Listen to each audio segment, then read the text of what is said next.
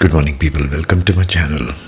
Now that we have finished basically all the rising signs and Artha Lords, I'll do some case studies for you from D1 and D10 from sample charts of Gen Z just to get a grounding on the knowledge and what we are speaking of. But first off, if you're not yet subscribed, please consider subscribing to the channel. If you find content useful, this is a self-study channel kind of an approach, so that you have this content on the go wherever you want and however you are interested in astrology is. So the rules of this case study being, D1 we will take the Artha Lords, second house, 6th and 10th house. We shall also consider D10, the Artha Lords, second, 6th and 10th house, and we shall most importantly consider the Artha Lords in D1, which is going into D10 placement and career possibilities there. Just a side note there, just remember always that career is just something you do in the world, your presence in the external world. Capricorn, the 10th house, traditionally speaking, it's to do with your talents, abilities, and what you can do, especially in this day and age of AI and taking people's jobs and all that stuff. This is the reason for me making these things, so that you have an idea what else you can do in your career. I have been asked this question by people who come to me for readings also. Arun, what else can we do?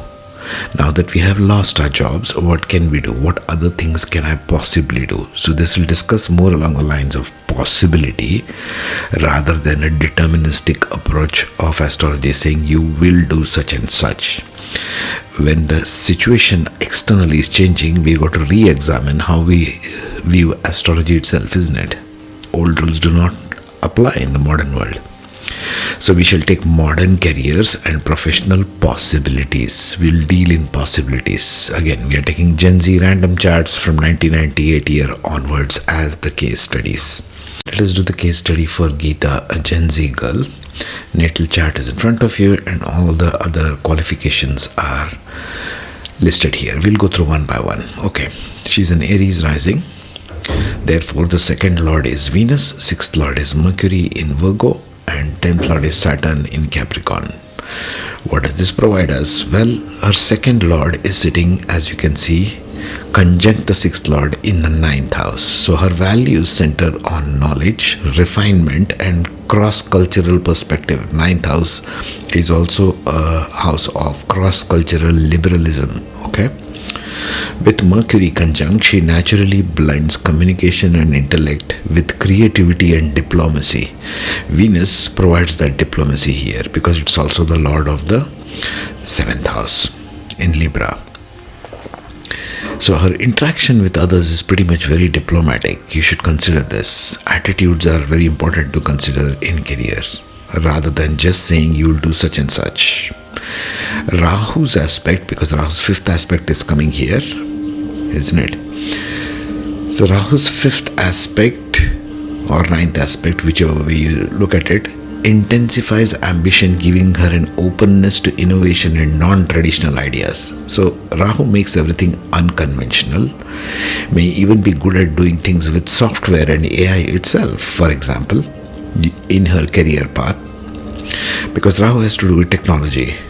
Okay, she carries into her career a value system, because second house lord, like we saw, is all about value system rooted in learning, creativity, persuasive communication, and global awareness. Like I said, global stance, thinking in terms of larger perspective is 9th house. 5th house is your self-creativity. 9th house is a larger globalized perspective, liberalistic house.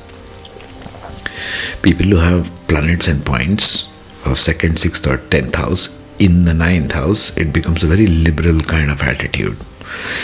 6th lord Mercury, attitude to daily work, colleagues and conflict resolution. Now, put all this in perspective with the lords of the houses, which I have already covered as per rising signs. Okay, you might need to revisit those. Mercury in 9th gives her a principled and adaptable approach to daily work.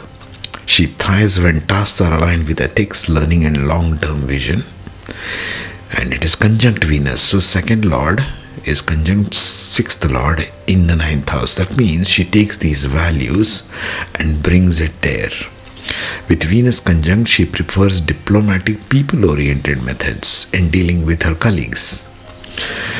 Rahu's aspect, again it is there, the ninth aspect of Rahu, is making it originality. She is seeking original, unconventional, methodical, you might say, or against the grain of normal thinking patterns in order to work with her colleagues at her workplace. So Rahu's aspect adds originality, making her capable of unconventional problem solving skills. Whenever Rahu aspects Mercury, it creates an unconventional way of solving problems and quick adaptation to workplace challenges. Mercury with Rahu becomes very quick, very shrewd. Her professional style is to handle competition with intellect, tact, and creative solutions. So the 10th Lord, most important determinant as far as Parashara's form of astrology is concerned. 10th Lord, or Saturn. Saturn is the main deterministic aspect in career, just like we saw in Amatya Karaka series, is something else. Now we are seeing Parashara system, okay? Be careful of this, don't mix up the two. So in the Parashara system, Saturn you have to look at. Now Saturn is in Revati in the 12th house, okay?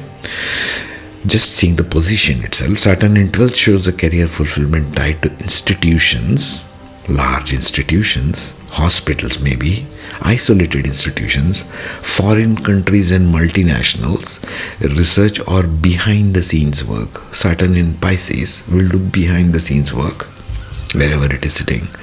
But more so in the 12th house, it's a dominant signature of career abroad. Also, when you're looking at the 10th house, look at the planets placed there. There is Sun there. So she might get all the recognition and fame working in a foreign land. Recognition may come gradually. Saturn is everything gradual, but it will be stable and lasting.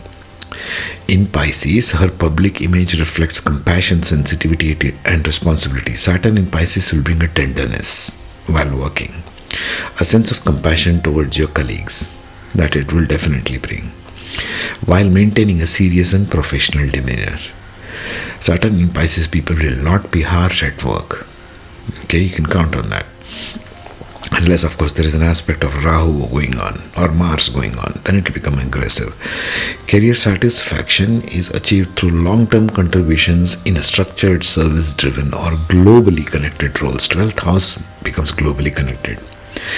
If you have planet Saturn in Pisces, like this for an Aries rising, or if Lord of the 10th is placed in 12th, which is both the case here. So very dominant. Lord of the 10th is in 12th and Saturn is also sitting there.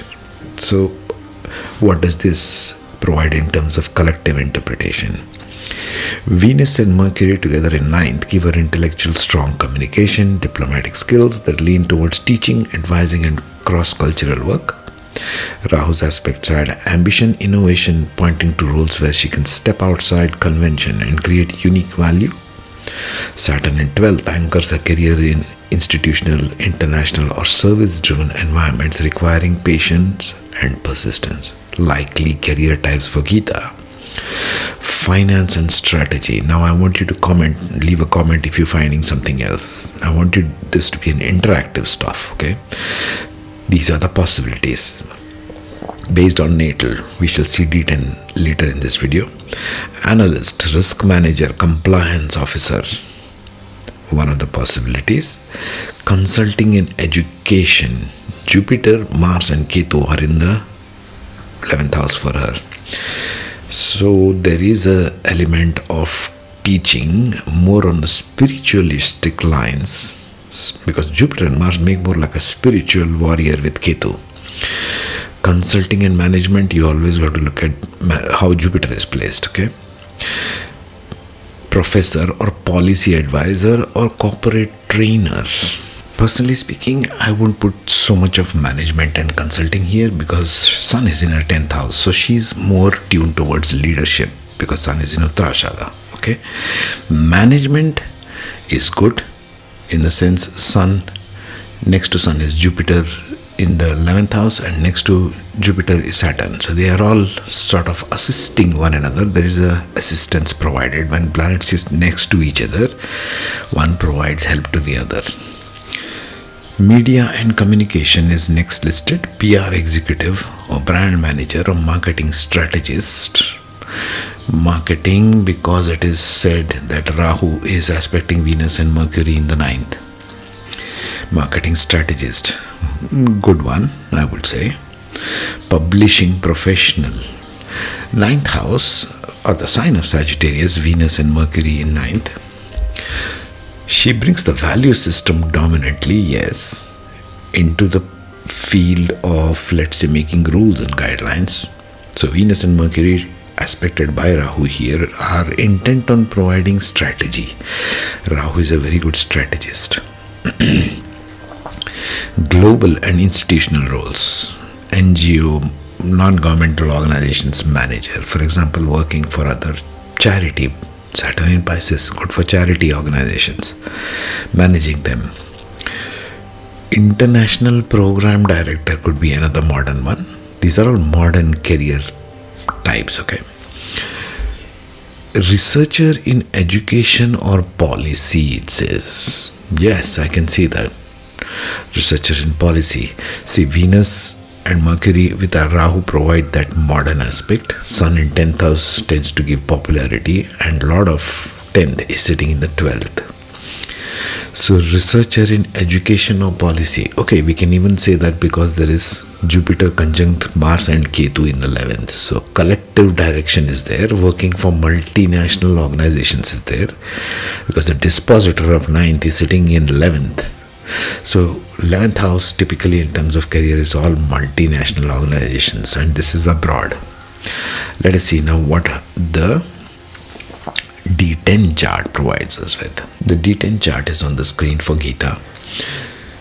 D10 is being analyzed in the series as more of what qualities you bring to the profession rather than what you may become later. Something similar to Navamsha, okay? It can also be considered as your internal self, but bringing it to career point only. The 10th division, D10.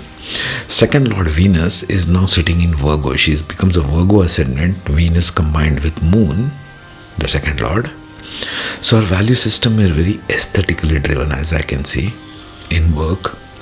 She brings very detailed orientation. Virgo gives her precision, refinement, and a drive towards perfection. Virgo is a very filtration kind of a zodiac sign, as we know. Conjunct Moon, her professional identity carries emotional sensitivity and awareness of how her work impacts others. Virgo in the ascendant, in her workplace, she'll be a very methodical person. Rahu intensifies this ambition, because Rahu is once again aspecting the ascendant, making her strive for innovation and distinction, even if it will be unconventional. Collectively, she brings career to execution in a value system centered on detail, creativity, emotional intelligence, and ambitious originality. These are all the keywords. You got to analyze it this way, folks. That way you will be more modern, not stuck in some old age. Sixth Lord here being Saturn, Aquarius, also Rahu, of course. Attitude to daily work. What's her attitude in her profession, whatever she chooses? The professions listed there below her chart is the same as Natal, almost. Saturn in Taurus. So sixth Lord is sitting in Taurus. Makes her disciplined, makes her profession fixed. When Saturn goes into fixed signs, it's pretty much a fixed kind of career, okay?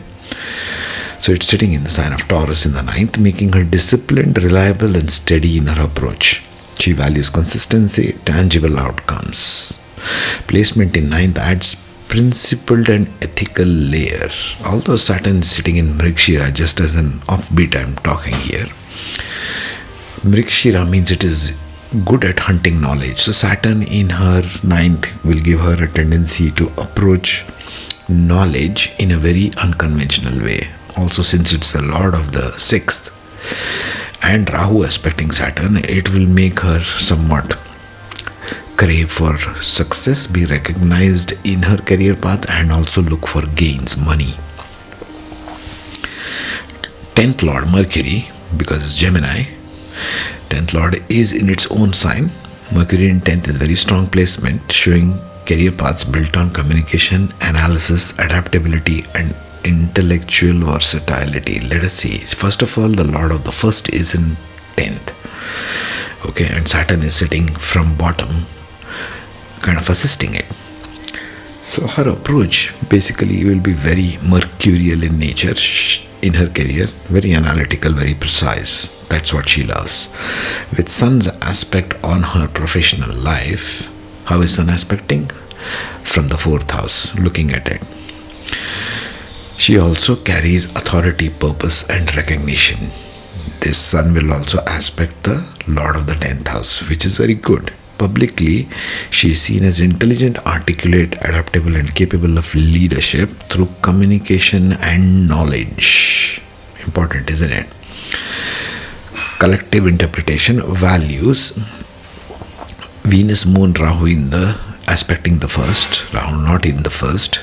That's why you should be careful while using AI.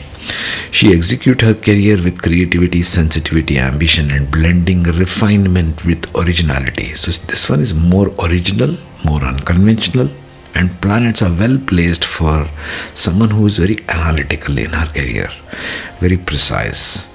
Also brings in Moon and some emotional aspect because Moon is sitting in the ascendant. She brings emotional approach to handling things in her career. Dashamsha, all the houses depict what you do in your career. Work style, Saturn in the 9th, she is steady, principled, and patient. Good.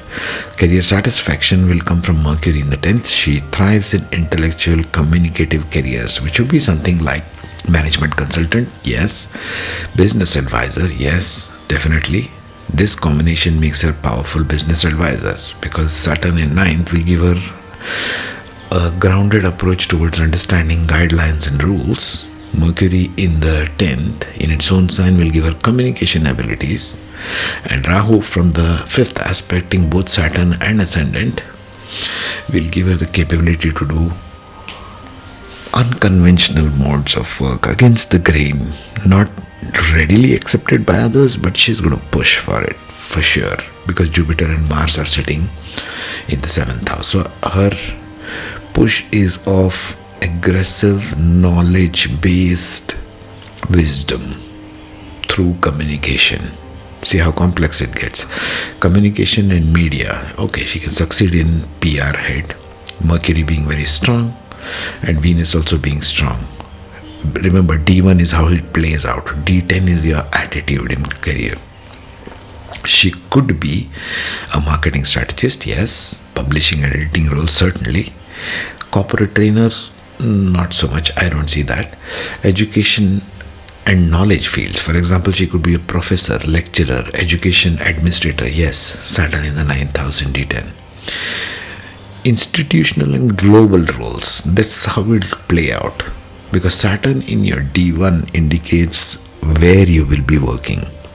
We saw the Lord of the 10th is in the 12th, Saturn there. And now, here it is going towards 9th house. So, it can be a professor, a lecturer, researcher, education administrator kind of roles also in an international organization. Although the Lord of the 12th is sitting in the 4th house here, it can be that she will be displaced from time to time regarding her career and she may select such career paths also. Let me know what you think in the comments. Give your analysis. Do some analysis with these just basic rules. That way it'll help you ground this knowledge better. I'll see you in the next case study. Take care, be safe.